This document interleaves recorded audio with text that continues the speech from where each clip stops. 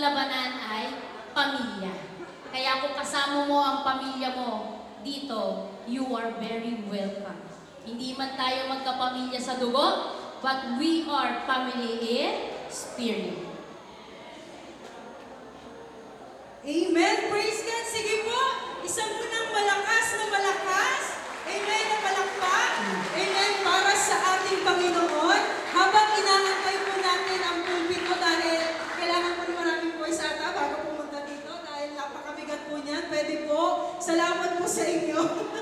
Walang nakakaintindi sa akin kanina po. Amen. Praise God. So, ayan. Lipat na. Okay lang po. Yan. Parang hindi ako kita dito. Tingkayin na lang tayo ngayon. Pasensya na po. Amen! Praise God! Salamat po sa kabutihan at katapatan ng Diyos.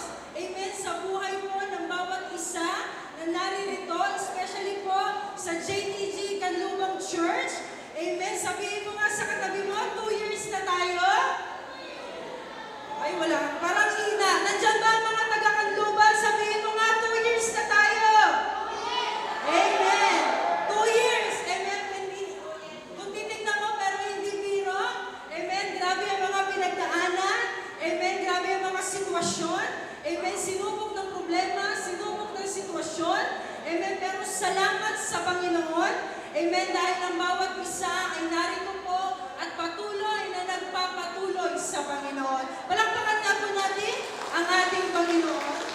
Sa malakas nga pong amen dyan, naku, kung para po sa akin yan, okay lang. Pero kung para kay Lord yan, mahina po yan. Isang malakas na amen! Amen! Amen! Amen! Happy 2nd anniversary, JTG Global Kanlubang! Palakpakan nga po natin ulit. Amen ang ating Panginoon. Welcome to the 2nd anniversary of JTG Global Kanlubang with the theme, Rooted and Grounded in Christ. I am your MC for today's celebration, Sister Jen. Amen. And I'm Sister Nalin. Ayan, as I welcome you with our Bible verse. Amen. For today's event. Amen. In the book of Colossians 2, verse 7, it says here, let your roots grow down into Him, and let your lives be built on Him. Then your faith will grow strong in the truth you were taught, and you will overflow, amen, with thankfulness. Amen. Bilang mga Kristiyano, sino mga Kristiyano? Mananampalataya ng Panginoon. Amen. Amen. Kay Kristo, kailangan lumalim tayo. Amen. Sa salita ng Panginoon.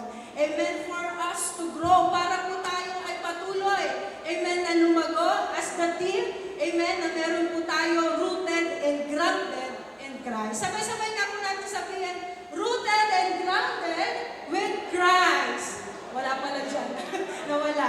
Okay, praise God. Again po, welcome po to our delegates. Amen. Especially po sa ating Bishop Len. Ayan, welcome po Bishop and his wife, Pastor Manel. And to our pastors, amen, in the different churches. Pwede po ba natin? Amen, palakpakan. Amen, ang ating mga ating Panginoon. Amen, ang mga lingkod ng Diyos, mga ginagalang. Amen, natin. Amen, welcome po dito. Amen, tumayo pa po ang iba. May mga taga-Batangas sa amang sulok ng Pulo. Laguna. Okay. Praise God. So, welcome po sa tawag dito, Jose Rizal, Calamba, Coliseum. Nakakatuwa ang Panginoon dahil it's a big blessing for us po ang ating pong venue. Palakpakan naman natin ang ating Diyos. Amen. Patuloy nga.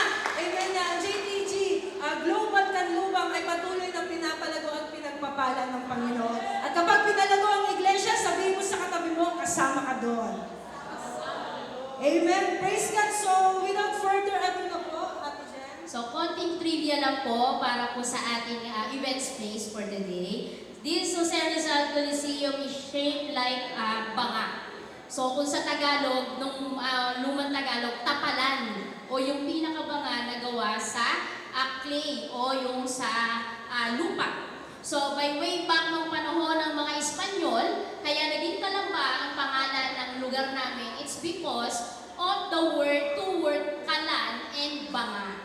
So, these two word ay may isang babae na nagtitinda ng kalan at banga.